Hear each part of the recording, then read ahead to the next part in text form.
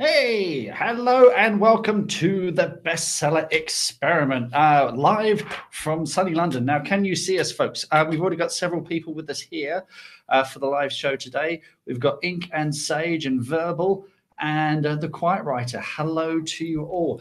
And with me today is editor Emad Akhtar. Emad, how are you today, sir? I'm very good. Thanks for having me. Thank you so much for joining me today. Before we leap with gay abandon into our live show today, a quick note on our sponsor, Scrivener. Scrivener is the official app of the Bestseller Experiment. It's the app that Mr. DeVoe and I used to write our novel, Back to Reality, which was a #1 bestseller in 10 categories worldwide on Kindle. And it can be yours. If you go to literatureandlatte.com and use the code BestsellerXP, you will get 20% off. Imagine that. So do it, but not now because it's a live show. Wait until the live show is done. You may have noticed that Mr. DeVoe is not with us today. Mr. DeVoe, if you heard today's podcast, yesterday's podcast that went live as well, is coping with a family illness that requires his full attention. So we wish you all well soon, Mr. D. Hope to see you again soon because he would have loved today's show. The other thing I just want to jump into and give a big shout out to our Patron Roll Call Wall of Fame. Every week we give a shout out to a random selection of people on our Patreon supporters. So the 5 this week are Gavin Smith. Gavin, I'm a big fan of Gavin's. He's an excellent writer. Abdul Jalal Chowdhury. Thank you, Abdul. Edward Kane, again, another cracking writer that I know. Henry Hyde. Thank you, Henry. And Nicole Machowski. Thank you all. You're wonderful. Without your support, we wouldn't be able to keep this show going and we wouldn't be able to do events like today's live show. So thank you so much. Now, Emad, you're an editor. I am. Tell us about your history, because you've been at Orion about a year now. I've only been here, pretty much bang on 1 year. And before that, I was at Penguin doing crime editing primarily over there. A little bit of science fiction, a bit of mainstream sci-fi. And before that, I was at HarperCollins for about 5 years. I was on the crime list there and started off actually on the Harper Voyager list, which is an amazing sci-fi and fantasy list they've got over there. And then loads of weird little jobs before that, including working at a radio station actually, which was quite fun. Yeah. Oh, really? Very, very briefly, doing a lot of random bits and bobs. Yeah. Oh no, we can't let that slip. What were you doing? So, I mean, when I say strange bits and bobs, so there was one. I don't know if you're familiar with the Northwest, but you know Morecambe Bay. Yeah. So yeah, my mum lives not far from there. So they've got a station in Lancaster called the Bay.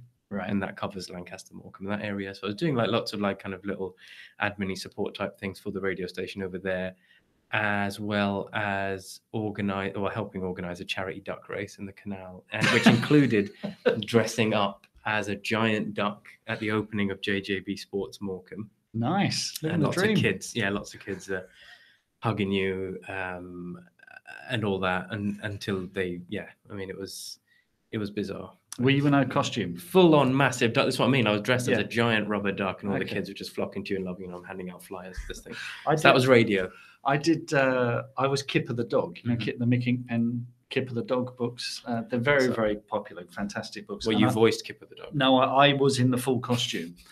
And we did an event, and lots of small kids looking at us adoringly, and buying the books and everything. And then I heard some 12-year-old behind me go, "Oh, he's got a zip."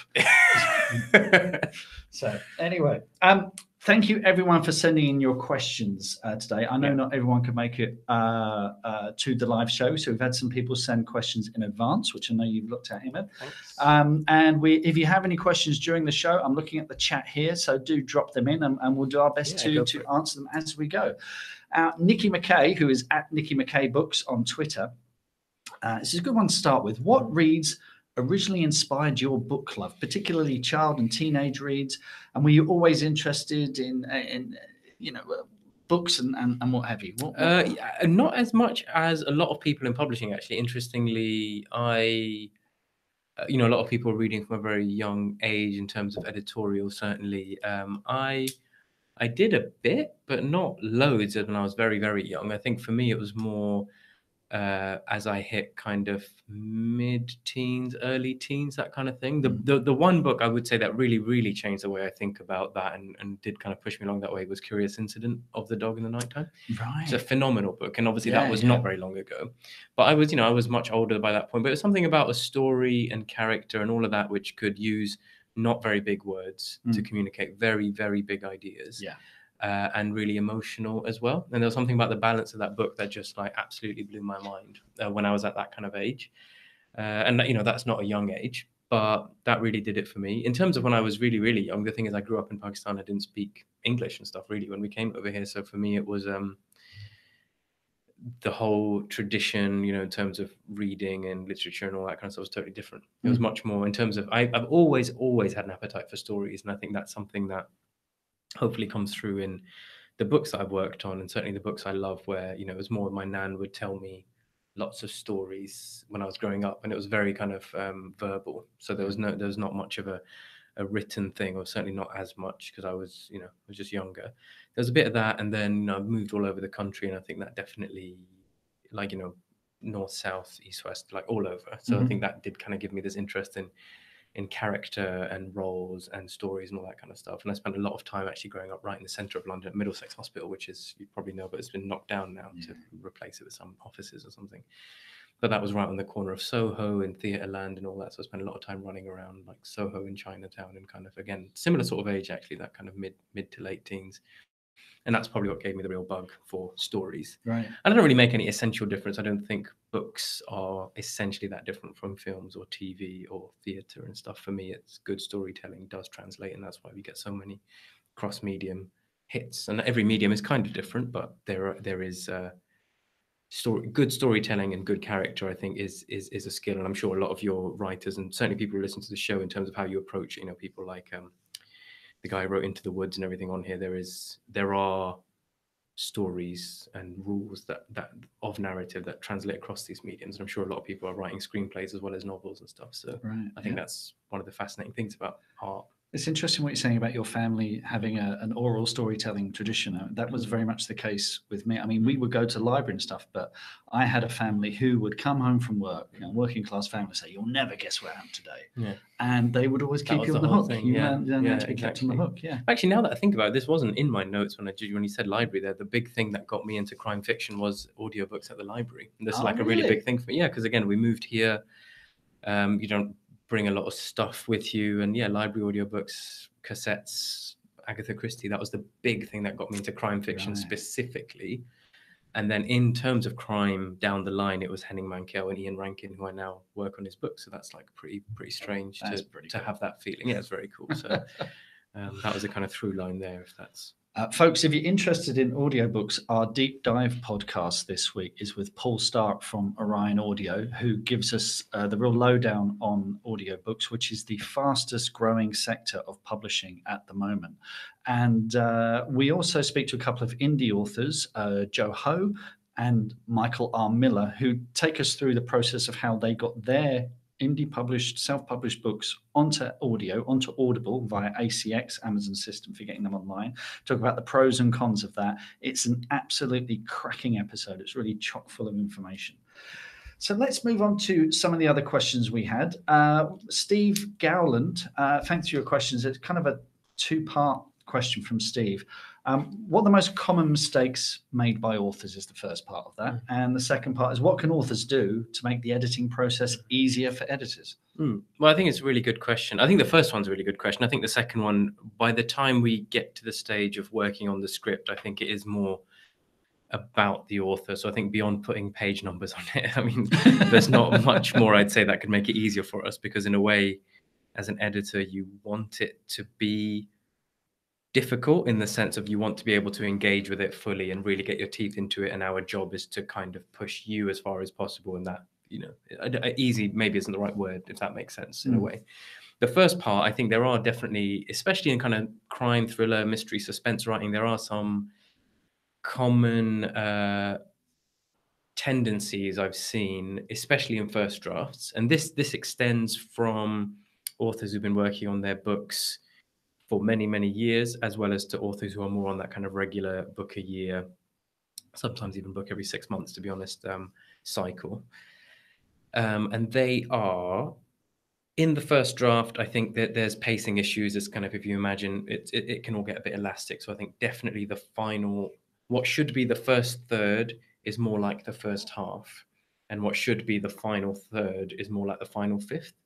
So you can, there's this kind of slightly stretched out effect. I mean, that's definitely, I find quite a lot. So quite often what you end up doing is trimming the early parts quite a lot to help the hook and the pace and, you know, really getting the reader into what is interesting about the story rather than the setup phase, which is quite often, it's very important, but it's very important you do it efficiently, I think, especially on the commercial end of the spectrum.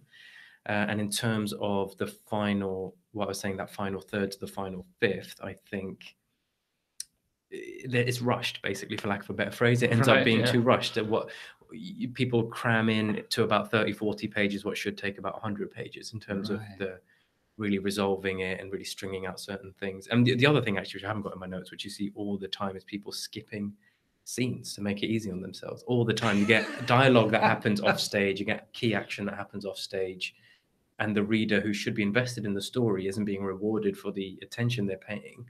And this is like a very common thing that I call people up on. It's like, well, hang on, that's a really interesting scene. Why are you telling us about people talking about that scene? Why don't you show us that scene and cut all this? You know, that's like a fairly common thing. And off the top of your head, do you have any examples of the kinds of scenes that people do skim? I mean, when you say they're difficult, are they difficult dramatically? Is it because they have to dig deep and there are different versions of it, actually. Yeah, that's a good question. So I think some of them are difficult dramatically, so because you want to hit your X amount of word count a day, or you're on deadline or whatever, sometimes people don't write the thing that's difficult dramatically because it's harder to live up to what's on the page versus what's in your head. I do think that's part of it. I think they're kind of letting themselves off the hook to an extent. And there's other stuff which are kind of slightly boring scenes, but you want to just carry that information. However, you want to be able to write a scene that's dialogue driven, that carries the information, that has lots of other stuff to it, rather than, you know, the main thing for you as a kind of plotter is to just get this one nugget out of the scene. So you try and make it efficient by just dropping this one nugget into a side dialogue or something. But then if you feel as a reader that you are being distanced from a lot of the action and the scenes, you know, especially if you have a lead character who's like, oh, I spoke to this person and they said this. It's like, well, hang on, you're the lead character. You are our cipher into the story. Why aren't we over your shoulder the whole time? You know? There with you? And then suddenly you have a distance, you lose identification, you lose sympathy, and all that kind of the way the story has to work, especially if you have a one character-driven piece, you begin to lose that. It's different with ensemble and kind of slightly more multi-strand stuff. You can kind of pick and choose. But that feels like something where someone says, okay, I need this to happen here.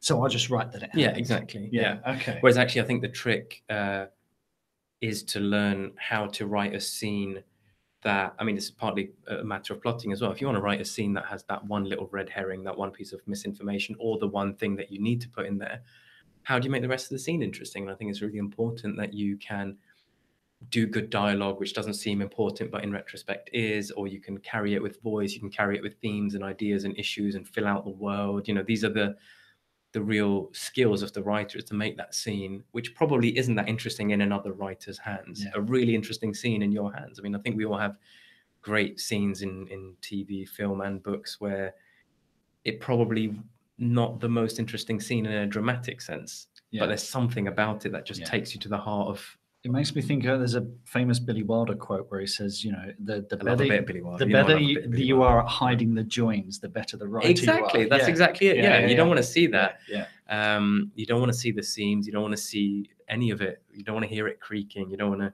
you know, that's a horrible feeling when you know you're being pushed. It's actually, it's kind of analogous with seeing a really good stand-up pull this joke out the bag that you haven't seen coming, and seeing someone where you can kind of tell, all right, they're walking me to this line. I can do, when's it coming? When's it going? There it is. You know what I mean? It's kind of similar. And actually that's what craft is. Yeah.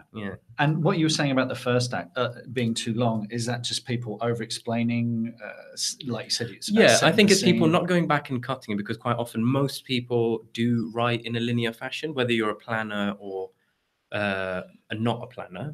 People do tend to write from the first page to the last. I mean, you might go back and kind of tweak bits, but generally that's obviously the movement of that you're writing on. certainly no one goes to the end and writes backwards. That's weird, right? I mean, I'm sure people have done it. I'm sure there are. I heard Diana Gabaldon talking about how she writes in end space. Really? I'm not entirely sure what she meant by that, but I think she meant that she has bits here, bits here, bits here, writes little scenes, and then starts piecing it together. I mean, that's clearly someone who has the whole jigsaw in their head, so they can kind of zoom here and zoom there and stuff. Yeah. But that's Diana Gabaldon. But broadly, most people write from start to finish. Yeah.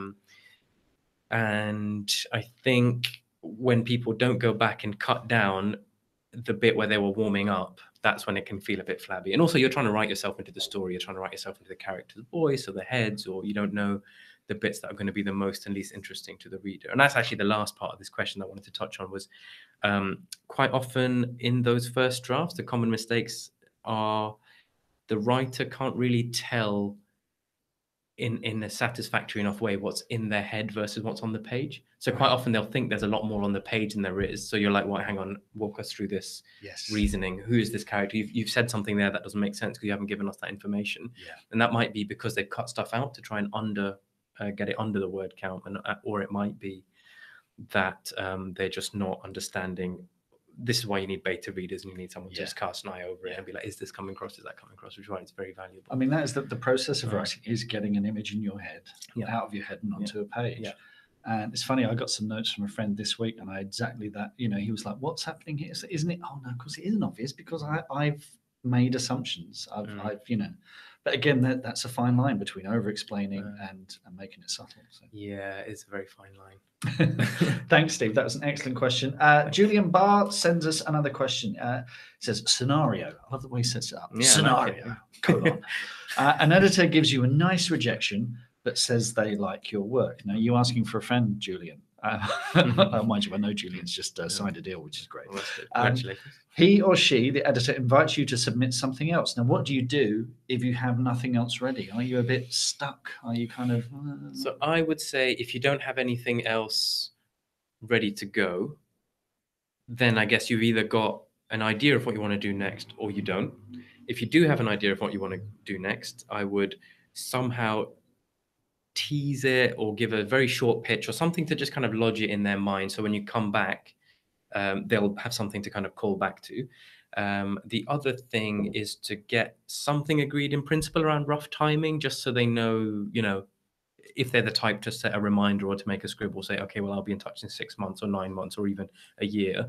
If you have that in and you like the editor and you want to do that, then don't just kind of let it float, I'd say. I wouldn't say, okay, well, I'll be in touch at some point. I just think if you can, even if you're later than a year or something, at least if you get something agreed in principle, I think that can be quite helpful. I mean, has that happened to you? Have you had an example where someone's come back in a year's time and said, yeah, I mean, I don't deal with, well, actually, I mean, I do deal with authors direct a little bit more these days, but I've had that all the time. I think there are countless numbers of books which are very good books, but they're not right in terms of I don't have the vision for how to publish them. There are other ones where the writer is clearly a very good writer, but the narrative has fundamental issues that can't necessarily be worked on through an edit without kind of just ripping the whole thing to shreds and putting it back together, at which point you might as well write something else if you want to do something else. Right. So yeah, I mean, I think that does happen. It takes a lot of perseverance and patience for sure.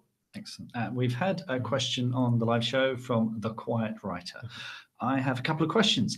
Can you define the roles editors have? What is the main difference between what an editor with a publishing house does and one that an indie author hires? I mean, thank you for that question. Quiet Writer, thank you. I mean, we've hired an indie editor for our book, and it was very much a developmental edit. She gave us notes on structure and character and things that didn't make sense to her. We went away and did rewrites and that. And then we also hired a copy editor as well to sort of do a pass on that to make sure all our I's were dotted and what have you. How does that compare to this kind of day-to-day work for you? We do a lot of that here. That's not really the most of the day job. I think increasingly the kind of in-house line editing and desk editing stuff certainly doesn't. But if I buy a book, I'll certainly be doing the kind of big structural edit on it or developing ideas with authors who are already under contract. So all of that is absolutely part of what an editor in-house does versus what a freelance editor, presumably in this case, does as well. what the rest of the editor job is, it's kind of in many ways an office job. You know, there's a lot of talking to sales team, marketing team, publicity team. It's about all the stuff. So if you think of like editing and publishing as two kind of different parts of the same process. So you have editing, which is dealing with the text and dealing with the author and making the words on the page really good. And then the publishing side, which is what's the cover? How do you package that? How do you get that to market? Who's it for? How are you thinking about, how do you talk to people about it? In-house, booksellers, retail trade, you know, how do you talk to Waterstones versus how do you talk to Tesco's? You know, these are like the kind of really granular, like anything, you have to think about who your audience is when you're speaking to them. So, you know, there's all this slightly more business strategy, marketing, positioning, identity stuff that is part of it. It's a lot less boring probably than I just made it sound. Well, no, I mean, it is quite interesting. It's a part of it. Here's an interesting one. So the film industry, you think of what an editor does in that, obviously they're dealing with the final cuts of that stuff. But a producer is, if you think of the job of an editor or a publisher in-house here, is probably more in between editor, producer, and what would you call it, like a little bit of assistant director type thing, because it's kind of, you know what I mean? It's interesting when you start breaking it down to the film industry, because part of the editor's job here is to get money together for the package for the author and the agent and stuff. And that's in the film industry, that's a totally different job, whereas those roles have kind of been collapsed here. Yeah. Is that, I mean, that's the kind of two-part structure. That does really make sense. And I mean, I see what you guys do here and how busy you are and how many meetings you have to go to. And there's a part of me thinking, how on earth do you get A, to even read books, and B, let alone edit one? You know, you want to follow it. Evenings and weekends mainly. But yeah. So you got like Fridays. Not have a life, basically. Yeah, no, it's all right. You squeeze it in. You definitely squeeze it in. It helps when the books are good and the people are nice and it's worth it. You know, I think I'm very into the things I'm into, and I certainly couldn't do a job on books I didn't like. I just couldn't do that. I just couldn't get out of bed and really do that. So it's fine.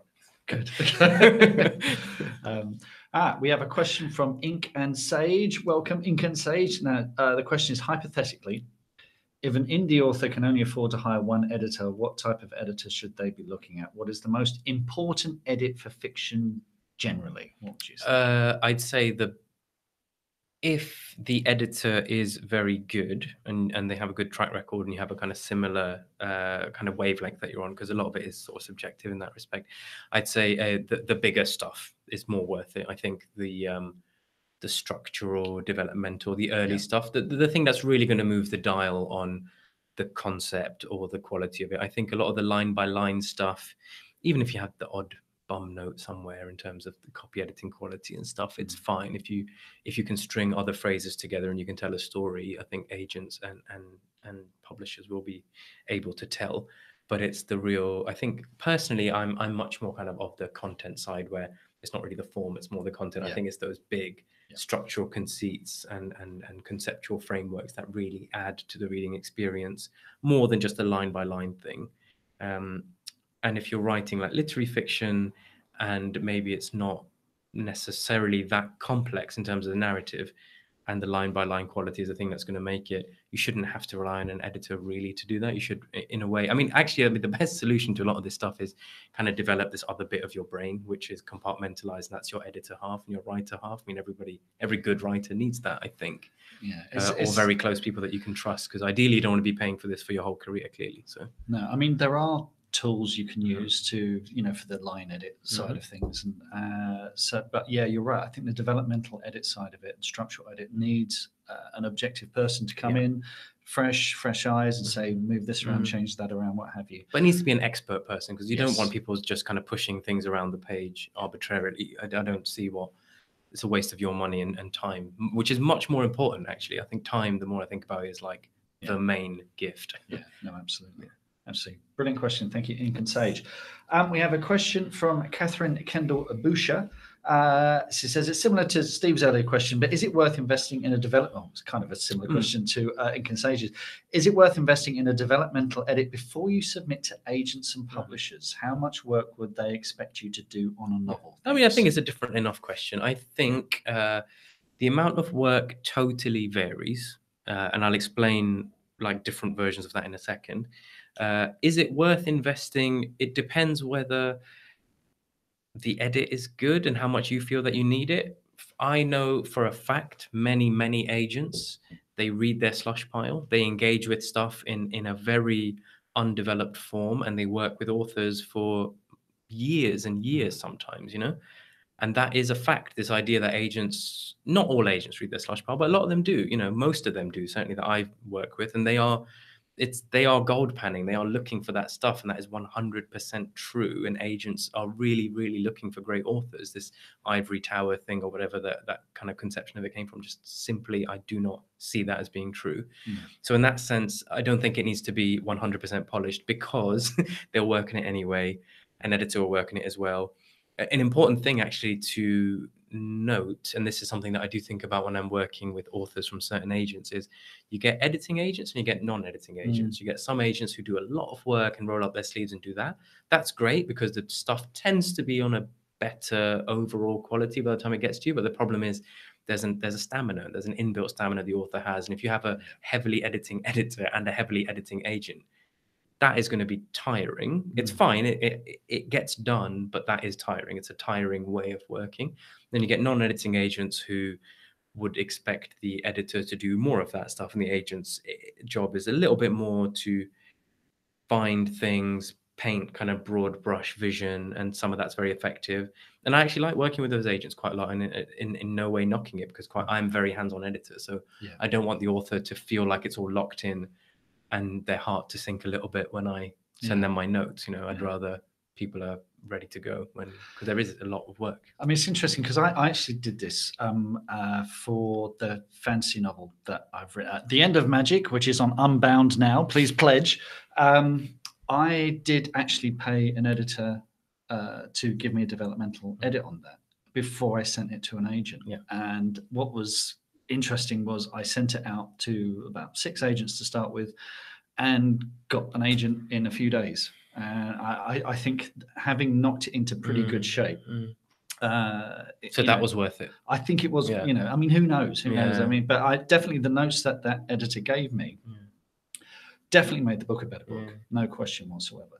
But I know I've got a friend of mine who is with Juliet Mushens, who's a very hands-on editor. Yeah, she is. And I know she's taken his book and he's done a massive rewrite, and he's saying it's just beyond what he could have imagined. You know, he's in really good shape.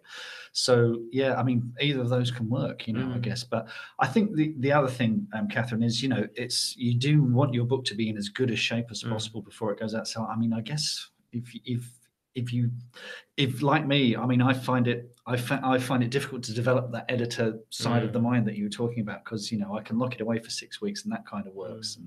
But we might not always have 6 weeks or 6 months, or however long it takes to get that distance. So I'm it's you know, it's horses for courses, I guess. If you I think if you're going to do it, you have to be ready to throw out a lot of it. That's the thing. I think if you're going to spend that money and you are inviting someone else kind of into that space, you have to be willing to listen to them. And it really does vary. I think if you're even wondering whether it's worth it, then that's probably a sign that it might be worth it, because I think a lot of authors just wouldn't even want to share it, because a lot of people get very weird about that kind of thing. So that's a sense that you maybe are a very collaborative writer and can see the value in that. Cool. Excellent. I've got a question from Andy Bowden, who says, who's your favorite WWE wrestler? It's a really hard one. It is. It is a really hard one. Now, I would probably say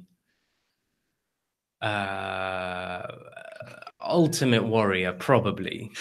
You gave that more thought than I give it a lot of thought. I was a huge wrestling fan growing up, and I think that, you know, when I was a certain age, it probably was Stone Cold. But yeah, I think overall, Ultimate Warrior.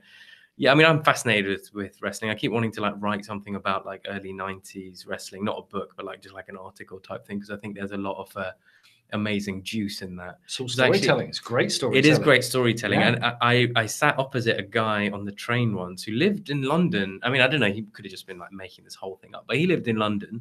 He had some like tech startup type thing in like Brick Lane or somewhere east like that. And he was he was an American guy, and he was saying he used to be on the writing team for WWF back when it was WWF in the early 90s in the heel department. You know, they have faces and heels, which is faces as good guys, heels are bad guys. So they had different departments to kind of develop these characters, and then they'd kind of get together and have like inter-department meetings to like work out the storylines of how they'd interact. Right. And I asked him a lot of questions because obviously that was like the best person who could have sat opposite me. And he claims to have been involved with the invention of the Undertaker as a character.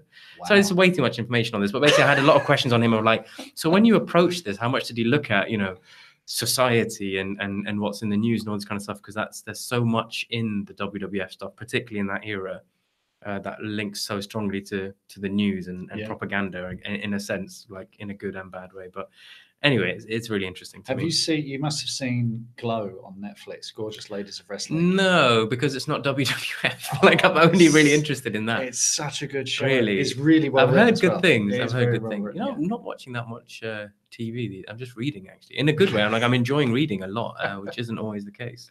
Well, look, don't repeat that. Maybe don't record it. Here's a question. Yeah. Some new people on Belle Den bounces in for a minute while hiding from the boss. Hi, Belle. Don't get in trouble. That, boss. And Jack Logan, Dan will have to go. We'll catch up later. Really interesting. Jack, come that's back. Good. Thanks, Jack. Question from Ink and Sage. Do you ever have to work on books that you really viscerally dislike? And are you generally able to tell how you're going to feel about a book early on, or are you sometimes surprised? That's a very good question. Viscerally dislike. You don't have to not these days, certainly. There has been, I'm very lucky now. I've got a very sweet gig now because, it's very nice. Yes, in the past.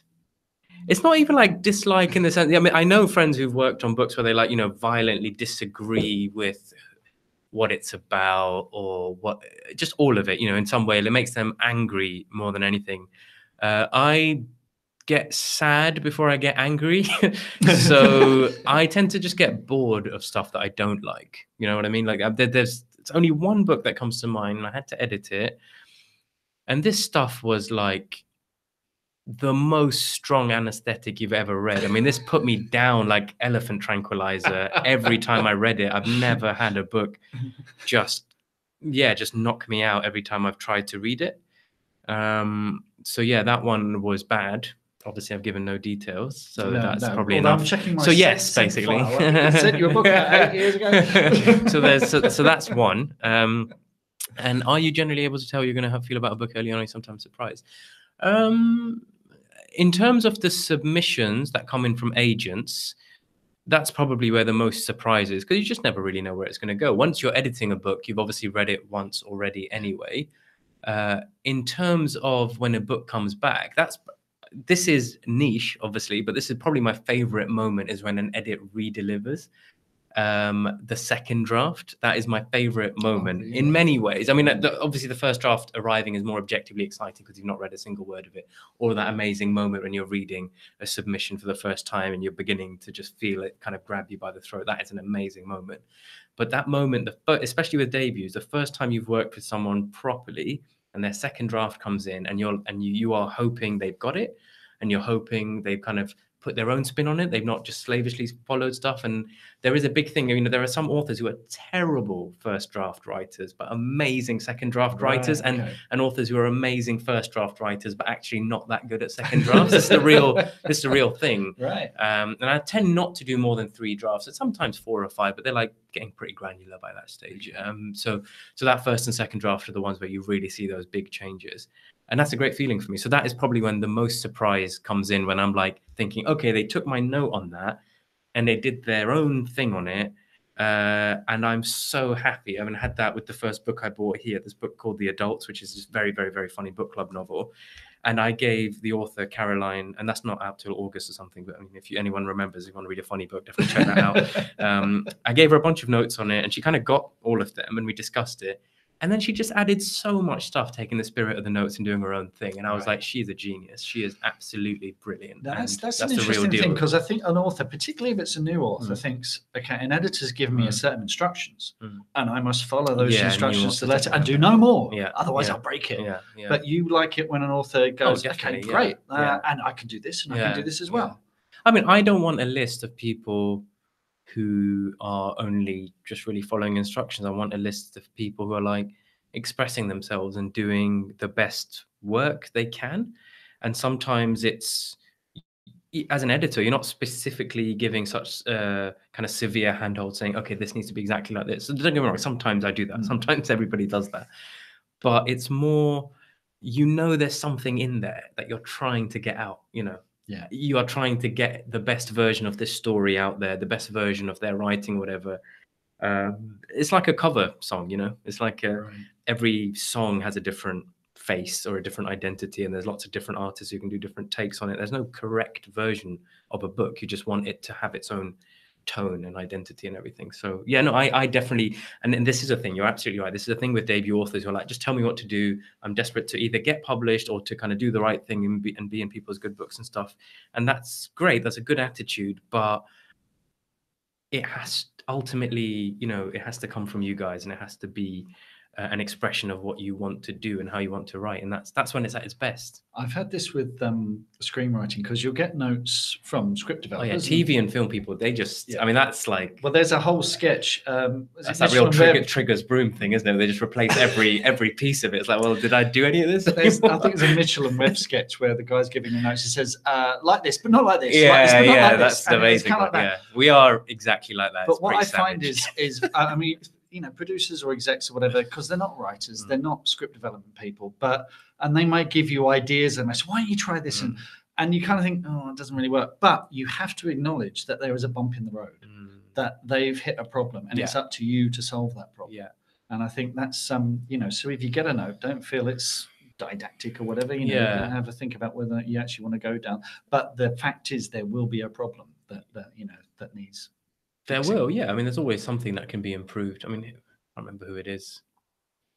Which writer is it? It might actually be Rankin, unless I'm just totally misremembering. It says like every novel is a failure, basically. It's a failed version of what was in your head, but you just got to try and do it slightly better every time. Yeah, rewrites are failing a little less. Yeah, exactly. Failing a little less, yeah. Thank you very much, Incan Sage, who says, oh gosh, I totally know how that is. The Hobbit does that to me. Totally ashamed. Yeah, I know. It took me years to finish The Hobbit. I couldn't get on with it. It's really good. I couldn't get on with it. Oh, it's not as good as Two Towers. That's the best book for me. But I mean, I'm sure everyone else will disagree, and I'll be tarred and feathered online for having an opinion. The Quiet Writer says, so an author shouldn't be in tears when an email from an editor shows up in their inbox. Well, it depends what the email is, isn't it? I mean, it could be a cause for celebration. Yeah, but I mean, that's yeah. I mean, it obviously could be a cause for celebration, but even if it's a rejection and stuff, it's I would say nobody really knows what they're doing, right? I mean, these things are so subjective. Like someone else might have their favorite book or film or whatever might be the thing you hate the most, and vice versa. And that absolutely transfers right across the board. There are, it really is just a matter of taste. And there's loads of great examples of books that weren't picked up for years and years and years that didn't. And that's not to say that, everything is a rough diamond. That's not true. I mean, it might just be that it might be a great book, but there's not really a market for it, sadly. I mean, that's the bit that kind of does depress me, to be honest, is the thing that and that's actually the thing that internet and self-publishing and all of this opens up in a really beautiful way, is that, and then you'll have publishers coming back to you cap in hand and be like, please, can we make The Martian into a movie? It's like, no, you can't. No, you can't. So definitely there's not something that should be a cause for tears or whatever. And just if you feel you can do better, or you can write better books, or if you have readers who genuinely like your work and that you've reached people, I mean, that's the main thing, isn't it? Ultimately, some editor sitting in an office trying to fulfill a certain brief or whatever, it's not what it's all about. Yeah, I mean, I remember getting my first rejections. I remember getting the first bit of feedback from an editor and thinking, I've got a card in the game, I'm kind of, they know me, they know I exist. So, it's not the end of the world. Incan Sage has another great question here. Personal preference question now. What is your favorite trope to see in fiction, and what's your most hated trope? Favorite trope is actually probably harder to answer, isn't it? Because tropes, for those who don't know, tropes are those little cliches that we see in storytelling that crop up again and again. You kind of think, oh, here we go. But cliches are cliches for a reason, because they often work really well. Yeah, they can do. Yeah. Most hated trope, I'm sure there's a very, very, very long list.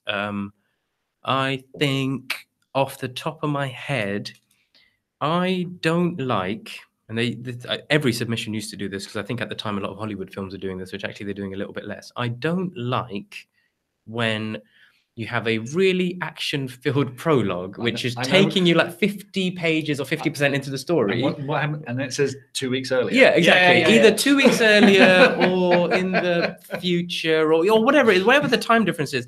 It's a way of putting a bandage on the kind of the void of the kind of gaping hole that is lack of the plot in the first third. Normally, it's to hook you in and say, oh, stuff happens.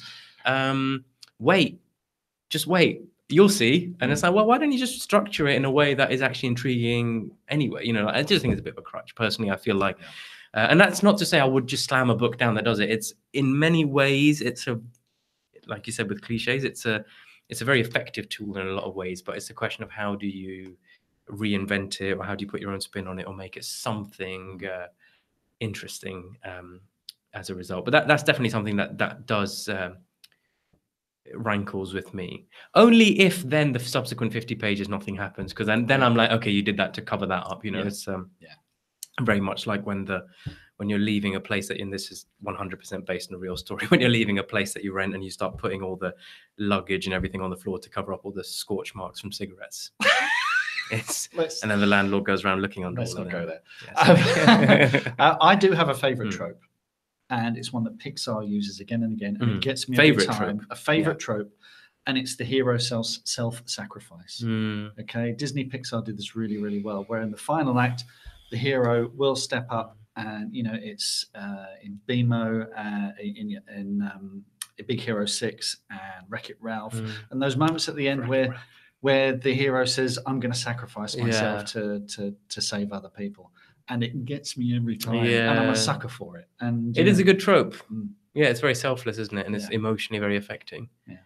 Have you read that Pixar's Rules of Storytelling thing? You ever read that? Of course. Yeah, it's great. So I mean, everyone who is we'll put a link up. Yeah, it's one of. I mean, it's quite specific to the way they tell stories, but you'll read it and then you'll kind of you hack into like a lot of the way they do tell stories, and it's very character driven. It's really, really good. I'd highly recommend it. Yeah, they're fantastic. They're really good stuff.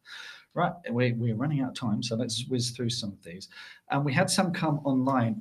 Sean Davidson, thank you for your question, Sean. What are some of your favorite books on all things craft? Oh, okay, yeah, absolutely. You mentioned Sean Doverston. Sorry, Sean. Now you mentioned John York earlier, Into the Woods, which is my favourite one of them.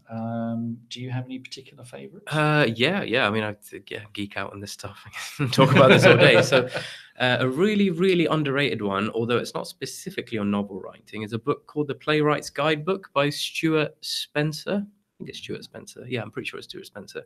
So that's more on writing plays, and I think especially the first half of that book, it's very, very good at anatomizing what conflict is and what tension is, and that's kind of that's the fuel for every scene basically, and it's kind of teaching in the really absolute basic rudimental way, person A wants this, person B wants that, how do you create a scene out of that? And I think that is something that will work for screenplays, it'll work for film, it'll work for play, it'll work for radio play, it'll work for anything, you know. So that is it does a lot more, but I think there's something really brilliant about the way he writes. What's that book again? The Playwrights Guidebook by Stewart Spencer. I did have a copy, and then I lent it to someone, and I got another copy and lent someone, and it gets taken every time, which is a sign of a good book.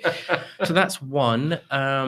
What else is really good on craft? I mean, I think Story by Robert McKee is really, really good. I prefer that to Into the Woods, actually. I think Into the Woods is not really on craft in a weird sort of way. It's narrative theory. But in a way, it kind of feels a bit less for me, pointy. The difference is Story, the Robert McKee one, was the one that came along and, along with Vogler, said these things need to happen in your story. And I think the important thing with John York is he says why. He explores why. So it is very good at that.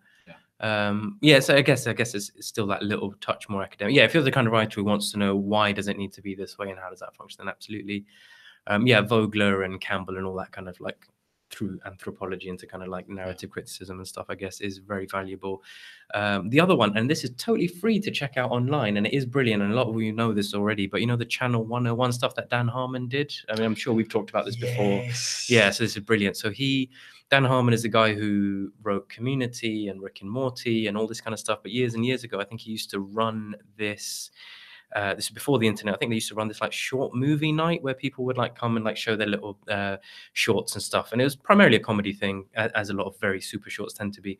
But as part of that, and a very, very early kind of form of some version of Wikipedia, I guess, some type of thing like that, he wrote he actually kind of formulated this condensed down version of the hero's journey from Campbell and Vogler, which was like a 13-spoke wheel. I think he simplified it down to 7. And it's brilliant. You can watch it, and if you Google the videos that some people have made for it on YouTube and stuff, it's just a great expression of like it's very elastic form, and it's kind of as useful for analysis as it is for creativity. And it's really good. If anybody isn't clear on how to find that or anything, then I can probably do an extra little note for you on it. There's loads of great stuff. It's brilliant. It's just super usable. We'll put a link up. How conscious are you as an editor of those kinds of structures when you come to do a developmental edit? Do you sort of go, right, okay, crack knuckles, let's get out the key? No, I'm not that schematic. I think I will read it, and if it's working, then it's working, and it's quite intuitive, and you're trying to see if it sort of weaves its magic on you. Sometimes when I'm developing stuff from scratch or on outline stage or synopsis stage, I do think about that kind of stuff, because you're not seeing it on the page. You don't want someone to write 300-400 pages and you'll be like, oh great, we missed this really important kind of structural pivot. So I do think a little bit more when you're thinking on synopses and things. But to be honest, I've probably been doing it now long enough that a lot of that's sort of ingrained, and I don't really think about it too much. It's useful. Like I said, it's probably more useful for analysis of something that is there rather than than what isn't. Yeah, if that makes sense. Some more listener questions. Ed Howard, can you explain the line between moving the plot forward and unnecessary background and description? I can. So the best way I would put this is, and again, there's a bunch of really good stuff about this online. Kurt Vonnegut's got a great thing about the 3 things every sentence needs to do. Right. Do you ever heard this? So he basically says it either needs to advance the action forward, or tell you something about the character. In fact, I think it's 2. It might not even be 3. I think that's it. Or ideally do both, which might be why I've got it thinking every of the sentence. Everything, yeah. Wow. If you think about it, a lot of his stuff, really, when you read it, probably doesn't. He's got a lot of flavor and just random stuff in there, but I'm sure he knows what he's doing. So, that's kind of one steer on it. In terms of unnecessary background and description, so moving the plot forward is clearly things are happening. Yeah. The plot will, even if you feel like you're moving it forward, if there's not enough texture in it, or things aren't paid off or whatever, then it won't in retrospect feel like the plot has been moved forward. It will feel like I don't know, most of the seasons of Lost or something.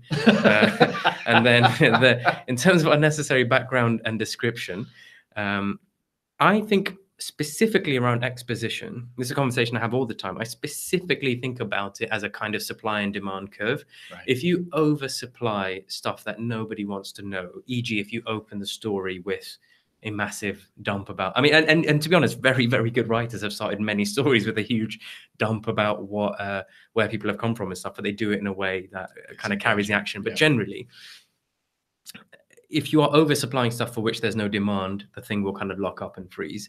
If you undersupply, people might get a little bit annoyed, or again, there are like very kind of tropey ways you can do that, where, you know, the detective has a dark secret and you don't know what the dark secret is until right before the 3rd act, when the thing is revealed, and you need to go out and have the showdown with the person the dark secret is. Right? You know, that's you know, but it's how do you play with those rhythms, and how do you play with those beats to make it interesting and refresh it?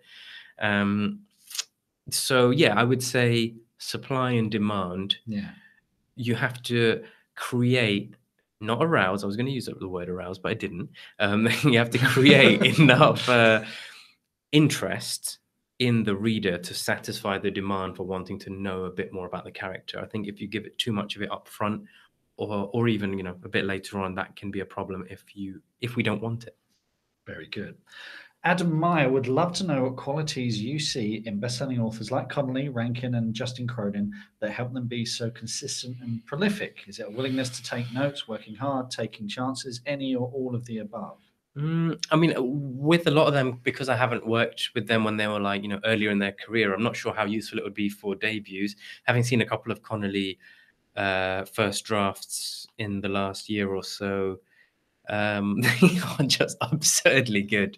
I have to say, he's so far into just knowing this stuff. So we were at an event with him last summer. Quite often writers tend to slow down in their career for whatever reason and stuff. But he was saying, because in terms of the things you suggest, Adam, working hard is Connelly's like MO. Like he is unbelievably hardworking, and he said when you were at Waterstones Piccadilly, he was just in town for one night, he did this event, and he said, if I was crafting furniture or tables or chairs or whatever, I'd get quicker the more I did. Yeah. And actually, I can write, because he wrote 2 books last year. I can write 2 books because I'm quicker at doing it. Yeah. He's also just kind of internalized a lot of the stuff and the structure and the mechanics and all that kind of thing. So I think it's hard to know really what to learn from him, I think, as an early writer, because he is just a massive genius anyway. But also, he says he doesn't keep any notes. We were asking him about this over dinner. He says, everything that's on the page is what's on the page. Right. There's no note folder. There's no like look into this or research that. Is just on the page, and it's just the one document. That's what he's working on, which is terrifying. You think like how sorted your brain must be, and you think about the quality the stuff arrives in, let alone the quality it publishes in. The mind boggles. It really does. It does, because I think of the story as a thing that I carry around with me, like a basket of washing or something on my head, and it's like, well, what's in there at the moment? So it's kind of. But you write a lot across different genres. You write, whereas he has predominantly written in one. Obviously the books are very different, but there are certain things he can take from book to book that he's learned, which percentage-wise are probably more than what you can take from book to book. Yeah. And we have a question from Tammy Mercer Gervais, and she says, what sort of questions should an author be asking of editors? Should they be asking what your training is, what your experience is, what your style is? That's a very good question. How would they find that out before signing up with a publisher? I guess they get to meet you. Or... Yeah, and I guess this probably applies to freelance editors as well. Yeah. I think the best way, and I kind of do a similar sort of line of questioning with authors, I guess. I think it's finding out what their tastes are and what your tastes are. So quite often with authors, I'd say, what's the book that you wish you'd written? What's some of your favorite TV shows at the moment? What's some of your favorite films? What are some of your favorite books? And I think kind of triangulating between taste and different mediums probably gets you into a ballpark. And realistically, I think you can learn something that, okay, we might want to write a thriller together, right? You might want to write it, I might want to edit it.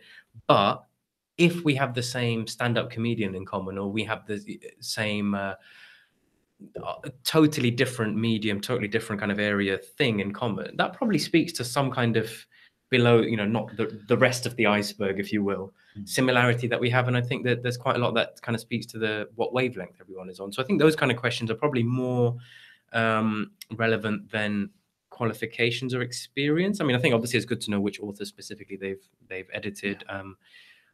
Training is a funny one, because nobody really gets trained to be an editor. You don't really go to editing school. You don't really get given stuff. You tend to either learn on the job or from your direct boss, or just asking a lot of questions, to be honest, is what I did, and seeing other people's notes and trying to like make your own voice. And I think that's probably most of that. Cool. And I think final question, because we need to wrap up soon. Incan Sage, fun one. If you weren't an editor, what would you want to do for a living? What would I want to do for a living? I don't know. I'd definitely love to run a bookshop or a cinema. Oh. Or be a cab driver. I would really? love, I'd love to just drive around London at night. It'd be amazing. That's my like kind of escape plan. If it all goes horribly wrong, I've genuinely, this is true. This is like the weird kind of paranoid sort of background that I come from, where like I've got enough money saved at all times that I can buy a Prius and just become an Uber driver. Really? Yeah. Because in case it just goes horribly wrong, I've got to like be able to work. I'm not like being bankrolled for this. So that's like kind of weird. Any of those things. I'd love to be good at music. If we're really getting hypothetical about it, I'd love to be able to play piano or guitar or something and do that. I just think that would be amazing.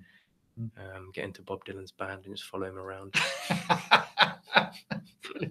Well, thank you everyone for your questions today. Thanks. We do have to wrap this up now. Do please subscribe, rate, and review the podcast on iTunes, and come and see us online. We're on Bestseller Experiment on Facebook. On Twitter and Instagram, we are at Bestseller XP, and we have pretty pictures on Pinterest. And do come over to bestsellerexperiment.com and check out The Vault of Gold, which is our free ebook. And we have interviews with people like Michael Connelly talking about their careers. It's a good one, that one, yeah. It's I've a heard that one. fantastic. It's It was in the back of a car, actually. So download that there. And if you've enjoyed this and you think, I want to check out one of those live shows, then become one of our Patreon chart topper supporters. Go over to bestsellerexperiment.com/support and pitch in and support us there. Thank you so much for joining us today. I know you're a very, very busy man. You are.